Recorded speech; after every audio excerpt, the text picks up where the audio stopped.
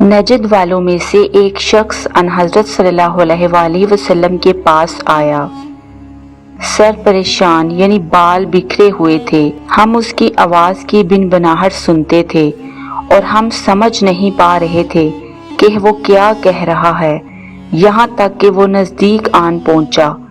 جب معلوم ہوا کہ وہ اسلام کے بارے میں پوچھ رہا ہے، ان حضرت صلی اللہ علیہ وآلہ وسلم نے فرمایا کہ اسلام دن رات میں 5 نمازیں پڑھنا ہے۔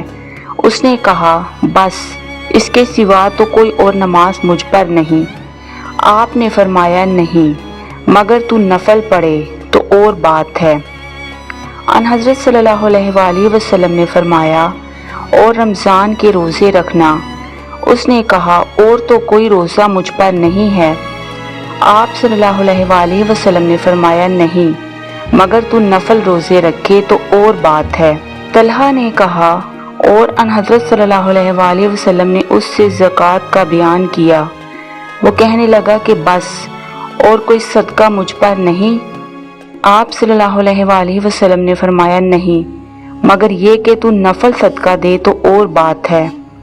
راوی نے کہا، پھر وہ شخص پیٹھ موڑ کر چلا، یوں کہتا جاتا تھا، قسم خدا کی میں نہ اس سے بڑھاؤں گا نہ گھٹاؤں گا۔ ان حضرت صلی اللہ علیہ وآلہ وسلم نے فرمایا، اگر یہ سچا ہے تو اپنی مراد کو پہنچ گیا۔ صحیح بخاری حدیث نمبر 46۔ آپ صلی اللہ علیہ وآلہ وسلم نے فرمایا، جو کوئی ایمان رکھ کر اور ثواب کی نیت سے کسی مسلمان کے جنازے کے ساتھ جائے اور نماز اور دفن سے فراغت ہونے تک اس کے ساتھ رہے تو وہ 2 قرات ثواب لے کر لوٹے گا۔ ہر قرات اتنا بڑا ہوگا جیسے احد کا پہاڑ۔ اور جو شخص جنازے پر نماز پڑھ کر دفن سے پہلے لوٹ جائے تو وہ 1 قرات ثواب لے کر لوٹے گا۔ صحیح بخاری حدیث نمبر 47۔ آپ صلی اللہ علیہ وآلہ وسلم نے فرمایا کہ مسلمان کو گالی دینے سے آدمی فاسق ہو جاتا ہے اور مسلمان سے لڑنا کفر ہے۔ صحیح بخاری حدیث نمبر 48۔